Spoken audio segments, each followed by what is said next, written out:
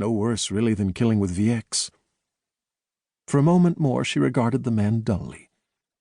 And she stood, and her knees gave 2 flat pops. She found the backpack. She moved away swiftly, without looking back, deeper into the moonless night. 7 years later. Part 1. Chapter 1. Princeton, New Jersey. Dalia Artzi gripped the lectern with both hands, scanning the faces inside the amphitheater. Last day of May, last minutes of the last lecture of the semester. The Schäferle, little sheep, looked dreamy and distant. Mellow sunshine fell across laptops and smartphones and spread open before one die-hard Luddite an old-fashioned college-ruled paper notebook. If you take just one thing from my class, let it be this. Her accented English rang decisively off the hall's coffered ceiling. We study war only to better enable ourselves to prevent it. As the incomparable Margaret Atwood said, war is what happens when language fails. A young woman in the front row, curly dark hair, sleepy brown eyes, yawned. Dalia rapped the lectern hard enough to make the gooseneck microphone whine. Hear what I say. After today we part ways. But it is people like you, young, American, educated, connected, who will determine the future.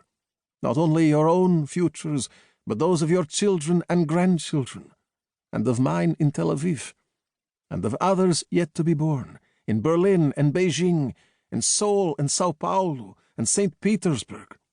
All our fates are entwined. But looking across this auditorium today, I must report, I do not feel optimistic. Blank stares. Their complacency was impenetrable.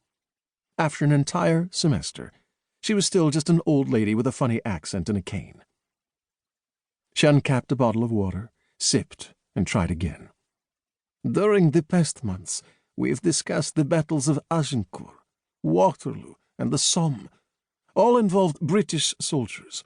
All took place on roughly the same patch of land. But in 1415 at Agincourt, 10,000 men perished.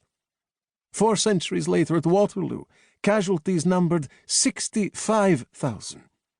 And at the Somme, just a century after that, over 1 million were killed or wounded. Since then, Oppenheimer has invented his deadly toy, and Teller and Ulam have perfected it. What might the next war bring? Outside, a distant church bell clanged the hour. Students spilled from nearby lecture halls, laughing and chatting. But for a last moment, Dalia held the students with her gaze, loath to relinquish them. Abruptly the tension left her stance, and she sagged over the podium. Mit Schnee kann man nicht machen Gommelches, her mother had said. You can't make cheesecakes out of snow. Exams next week. Contact your precept leader with any questions. She dismissed them with a wave, then added as an afterthought, Enjoy your summers. Amid the shuffling of backpacks and clearing of throats, she pushed her notes into her shoulder bag and grabbed the cane she had propped against the lectern. Making a fast escape through the side door took some doing, but she managed, even with the bad knee. A few heartbeats later, she was circling behind the ivied walls of the lecture hall. Moving with a staccato rhythm, cane and bad leg in unison, she hastened toward her tea-time appointment. Past ramparts and Gothic towers, ribbed vaults and flying buttresses, all lit by a soft gilt sun. Sparrows chirped and squabbled alongside chattering undergrads. The good green beauty of the campus surrounded her. Nevertheless, Dalia thought wistfully of home, of sweetly mingled desert sage and za'atar, honeysuckle and terebinth and flowering campion. Nearing Fitzrandolph Gate, she turned onto a wooded byway. A Tudor arch sheltered an oak door. Inside, wall sconces lit a cool, dim stone passage.